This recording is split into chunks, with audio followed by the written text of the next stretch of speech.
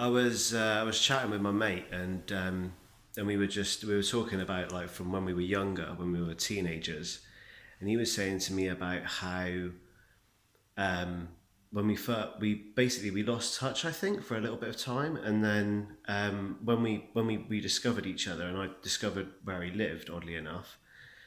um, yeah, like I went round there one Saturday, and we were having a laugh and a joke, and he says, "Well, Ben, unfortunately, I've got to cut it short. I've got to get to work." And so I said, "Well, where is it that you work?" And he said, "Well, I work at a nightclub called JFK's, most people in Plymouth will know."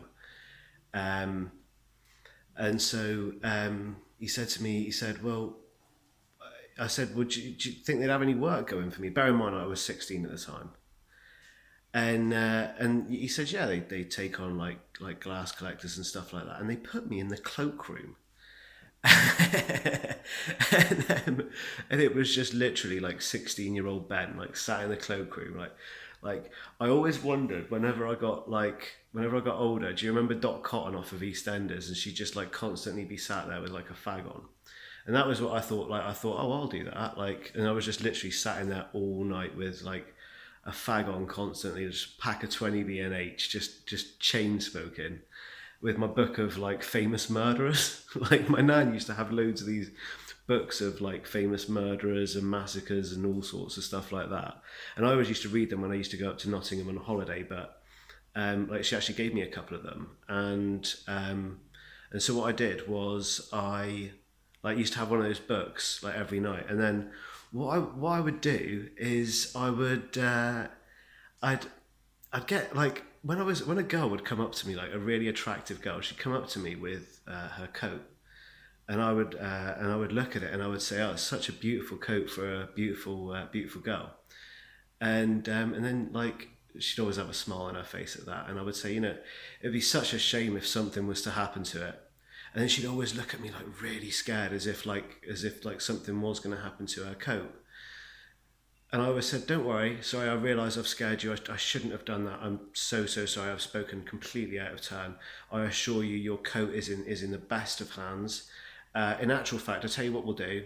If you jot down your number, and if should a coat-related emergency crop up, I will give you a call straight away. And so if you just write down your number, and I'll make sure that everything's fine." Worked every single time.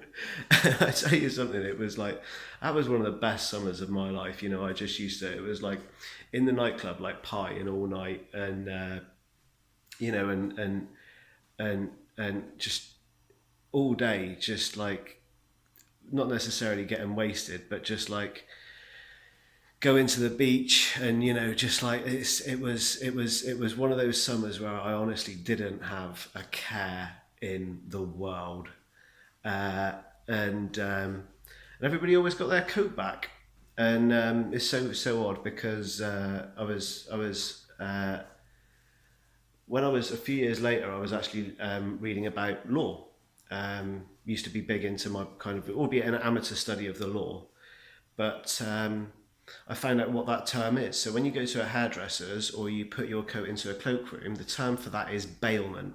You leave your coat in bailment with an organisation, and the expectation is that you will get it back in the same condition that you left it with them. And I very, very rarely had cause to use that word up until I think the other week when I was playing Scrabble. And let me tell you, that was a nice tasty, well, the B was already on the board, but I had the word ailment, and I thought, hold on, if I put that, wasn't challenged. I think I got about 100 odd points from that word.